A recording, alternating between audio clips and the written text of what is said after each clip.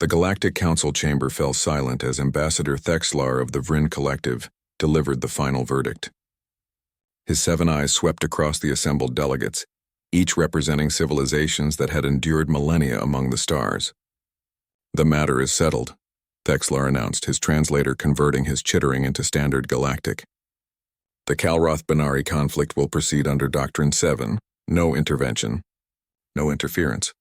They must resolve this themselves or perish trying." Doctrine 7 was ancient, established long before most species present had achieved faster-than-light travel. It was sacred law. When 2 civilizations reached a certain threshold of destructive capability, the galaxy would stand aside. Either they would learn restraint, or they would eliminate themselves. The alternative, intervention, had historically proven far worse, creating dependencies and resentments that festered across generations. Commander Zelia of the Benari delegation said nothing, though her people were outnumbered 3-1 by the Kalroth war machine. The Kalroth ambassador, Krivak, allowed himself a predatory smile. Both knew what this meant. Within a solar cycle, the Benari homeworld would be ash. "This council is adjourned," Thexlar declared. The delegates began filing out when the chamber's warning systems erupted in urgent alarm. A technician's voice crackled over the intercom. "Unidentified fleet emerging from hyperspace.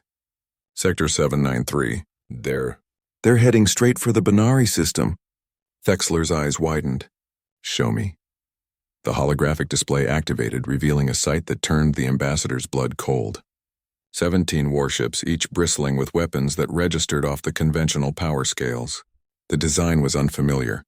Angular, brutal, adorned with markings in an unknown script. "What species dares violate Doctrine 7? Krivak roared. The technician's voice trembled.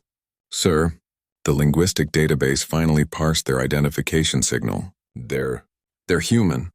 From Earth." A collective gasp rippled through the chamber. Earth, the quarantined world. The species that had been restricted from galactic affairs for the past 3 centuries after their first contact had resulted in a diplomatic incident so catastrophic that 6 species had demanded humanity be isolated until they matured. "How did they break the quarantine?" Someone whispered. "Get me a communication channel," Thexlar ordered. "Now!" The main view screen flickered and a human face appeared. She was middle-aged, with gray-streaked hair pulled back in a tight bun, and wore a dark blue uniform with golden insignia. Her eyes were hard as diamond. "This is Fleet Admiral Sarah Chen of the United Earth Defense Force," she said crisply. "We are en route to provide military assistance to the Benari Commonwealth."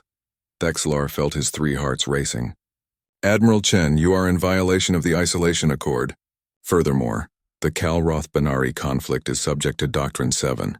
No interference is permitted." Admiral Chen's expression didn't change.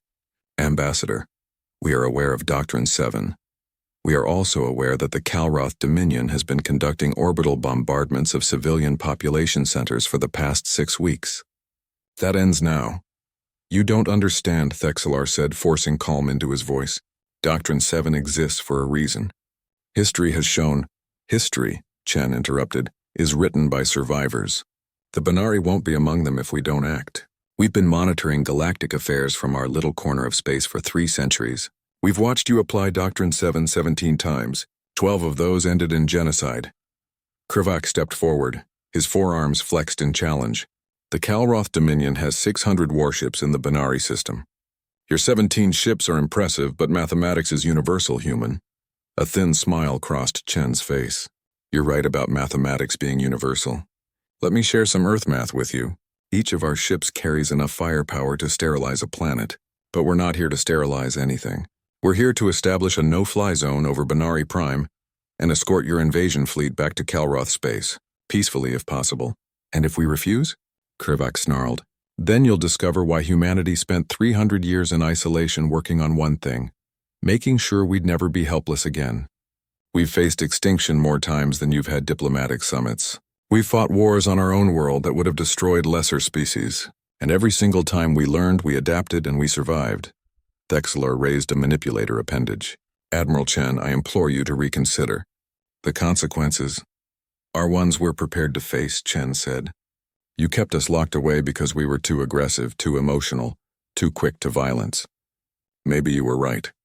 But that same aggression means we don't watch genocide happen and call it doctrine. We interfere. It's what we do. The tactical display showed the human fleet decelerating into the Benari system. The Kalroth Armada was already moving to intercept. "This is madness," Thexlar whispered.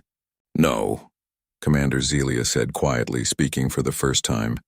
Her voice carried across the chamber. "This is hope."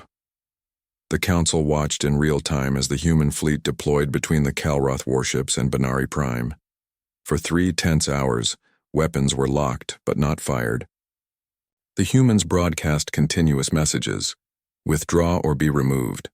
The Kalroth, confident in their numerical superiority, refused. Then the humans demonstrated what 3 centuries of isolated development had produced. The battle lasted 7 minutes. Not a single human ship was destroyed. 42 Kalroth vessels were disabled, their weapons and propulsion systematically destroyed with surgical precision. 0 casualties on either side. The humans had specifically targeted systems, not crew. The remaining Kalroth fleet retreated. Admiral Chen's face reappeared on the Council view screen. "The no-fly zone is established. Benari Prime is secure. We will remain in orbit until a genuine peace agreement is negotiated. Ambassador Thexlar, we respectfully request that Earth be granted full Council membership. We've proven we can handle ourselves." Thexlar looked at the data streaming across his console. The human weapons technology was at least 2 centuries beyond current galactic standard. Their tactical coordination was flawless.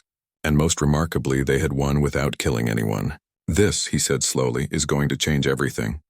"Yes," Admiral Chen agreed. "It is, because someone had to interfere. No one else would, so we did. That's what humans do. We show up when it matters most, rules be damned." The transmission ended, leaving the Council in stunned silence. Commander Zelia stood, her eyes bright. "I move that we grant humanity full membership status and immediately revise Doctrine 7. The vote was unanimous. Across the galaxy, species that had long accepted the brutal calculus of Doctrine 7 suddenly realized something profound. The rules were written by the powerful to maintain their power. It had taken a quarantined species, isolated and dismissed, to remember what the galaxy had forgotten. Sometimes mercy requires interference. Sometimes justice demands you break the rules. And sometimes the cavalry arrives flying human colors. And